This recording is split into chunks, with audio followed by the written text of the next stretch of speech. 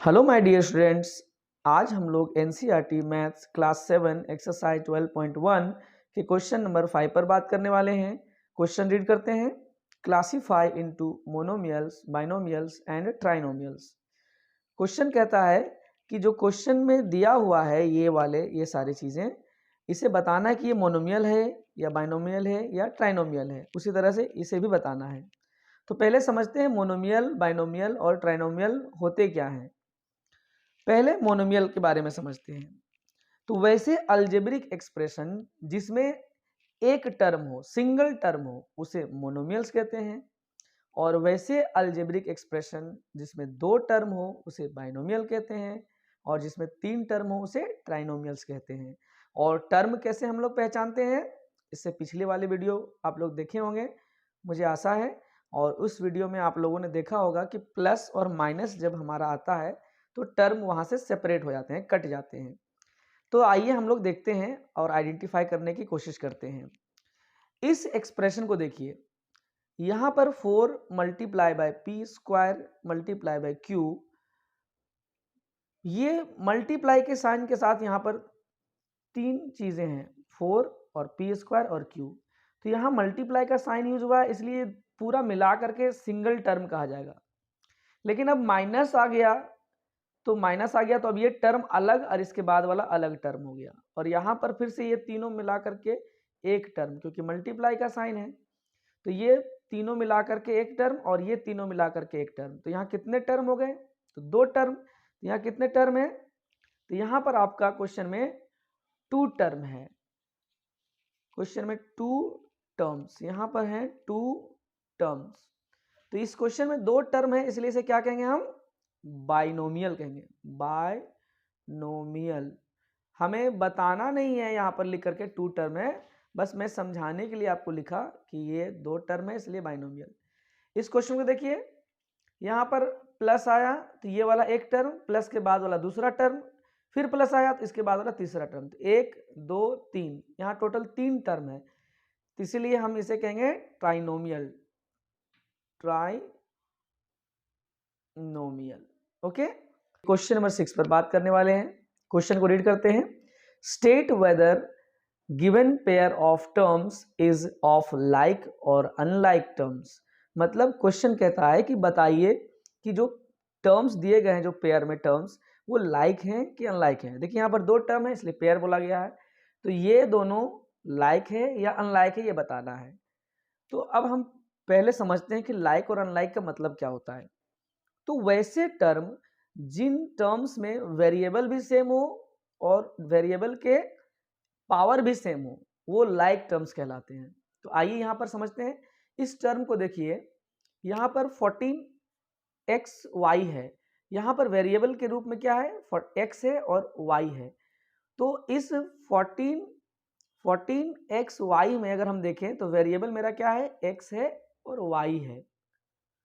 और 42yx में देखें तो यहां पर भी वेरिएबल क्या है, y है और x है।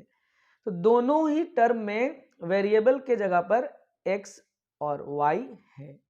और x का पावर इस टर्म में भी 1 है और इस दूसरे टर्म में भी x का पावर 1 है। इस टर्म में भी y का पावर 1 है और इस टर्म में भी y का पावर 1 है।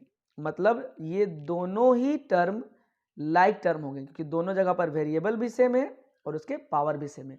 तो आंसर में हमें सिंपली बस यही लिखना है, ये लाइक टर्म है, लाइक टर्म्स, ठीक है। नेक्स्ट हमारा ये वाला देखिए, इसमें हम देखते हैं पहले 4m स्क्वायर पी। यहां पर वेरिएबल क्या है, यहां पर वेरिएबल की जगह पर है m स्क्वायर पी। और दूसरा जो टर्म है 4mp स्क्वायर, यहां पर वेरिएबल क्या है, तो यहां पर है mp स्क्वायर।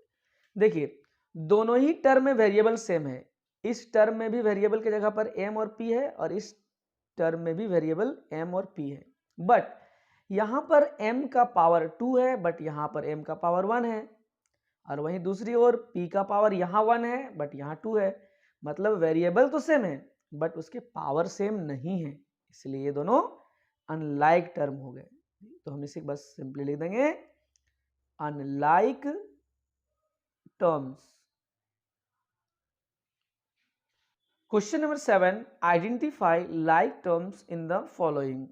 इस क्वेश्चन में हमें बोला जा रहा है कि लाइक टर्म जो है उसको आइडेंटिफाई कीजिए, उसको चिन्हित कीजिए, कौन कौन से लाइक टर्म इसमें हैं। तो आइए देखते हैं, हम लोग पहचानते हैं कौन कौन से लाइक टर्म हैं।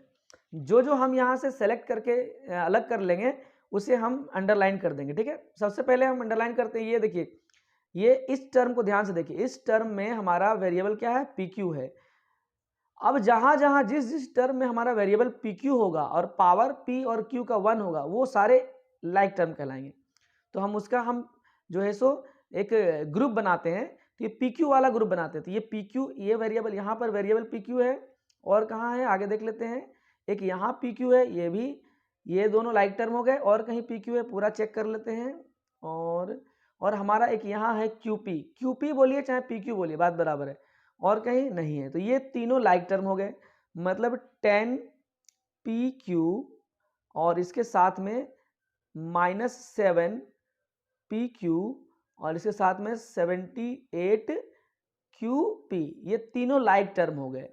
अच्छा, दूसरा देखते हैं, सेकेंड हमारा कौन सा ऐसा ग्रुप है जो लाइक है। देखिए, पी वाला ग्रुप जो ढूंढते हैं, देखिए इस टर्म में पी है हमारा, पी का पावर भी 1 है, वेरिएबल के जगह पर पी है। और कौन से ऐसे टर्म है जिसमें वेरिएबल पी और पावर 1, तो यहाँ पर पी और देख लेते हैं चेक करके।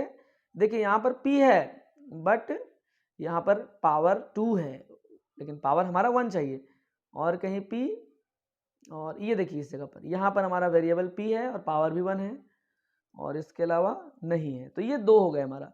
तो एक हो गया 7p और साथ में 2405p, ये दोनों लाइक टर्म हो गए।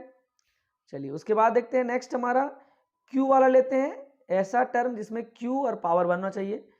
q पावर 1, देखिए कि यहाँ है q पावर 1 और q पावर 1, और कहीं ऐसा q पावर 1 नहीं है। तो हमारे पास ये 2 हो गए, 8q और साथ में -100q, ये 2 हमारे हो गए, ठीक है। और देखते हैं एक ये वाला p² q²। अब जहां जहां p² q² उसको ढूंढते हैं कौन कौन से टर्म में है ऐसे। p² q², एक यहाँ है p² q², एक ये हो गया, और कहीं p² q², और कहीं नहीं है। तो ये 2 टर्म हो गए हमारा, मीन्स -p² q² और साथ में 12q² p², ये दोनों लाइक टर्म हो गए। फिर आगे हम ढूंढते हैं, ये देखिए कांस्टेंट है हमारा, ये कांस्टेंट -23। तो -23 और भी कहाँ ऐसे कांस्टेंट है, -23 और एक ये हमारा 441। क्वेश्चन एक्चुअली क्लियर नहीं है। यस, ये हमारा नेक्स्ट हमारा -23, ये कांस्टेंट है, और भी कोई कांस्टेंट है, और आगे हम चलते हैं। देखिए ये हमारा 41 एक्चुअली में, तो 41 ये भी कांस्टेंट है, तो ये दोनों लाइक टर्म हो गए। तो हम लिख सकते हैं -23 और 41, ये दोनों लाइक टर्म हो गए। और क्या बच रहा है हमारा, ये देखिए ये हमारा p² वाला टर्म, ये p² वाला टर्म यहाँ है, और कहाँ p² है, और p² और एक p² और एक यहाँ p² है, तो ये 2 हो गए लाइक टर्म, मतलब -5p² और 701p², ये दोनों लाइक टर्म हो गए। और क्या हमारा बच रहा है लास्ट में p² q, तो p² q एक यहाँ है, और ये देखिए यहाँ पर भी है p² q, तो ये दोनों हो गए हमारे। तो ये हम लिख सकते हैं 13p² q और q p², ये दोनों लाइक टर्म हो गए। तो हमारा ये p पहले है, यहाँ पर p बाद में, उससे मतलब नहीं है। बस आप देखिए कि p और q यहाँ भी है, p और q यहाँ भी है, p का पावर यहाँ भी 2 है, p का पावर यहाँ भी 2 है, q का पावर यहाँ भी 1 है, q का पावर यहाँ भी 1 है। मतलब वेरिएबल सेम होना चाहिए और वेरिएबल का पावर भी सेम होना चाहिए। तो इस तरह से हम लोग अलग अलग कैटेगरी में बांट दिए। ये पी क्यू टर्म वाले लाइक टर्म हो गए। यहाँ पर ऐसे ये लाइक टर्म है जिसमें वेरिएबल क्या है मेरा p, जिसका पावर 1, यहाँ पर वेरिएबल क्या है q, यहाँ पर वेरिएबल क्या है p² q², ये कौन सा वेरिएबल है, वेरिएबल इसमें है ही नहीं, ये कांस्टेंट टर्म है जो लाइक है। और ये कैसे वेरिएबल वाले टर्म है, पी स्क्वायर वाले टर्म है, ये पी स्क्वायर क्यू वाले टर्म है। ठीक है, ये मैंने अलग अलग कैटेगरी में लाइक टर्म्स को लिखा है। ठीक है, थैंक यू।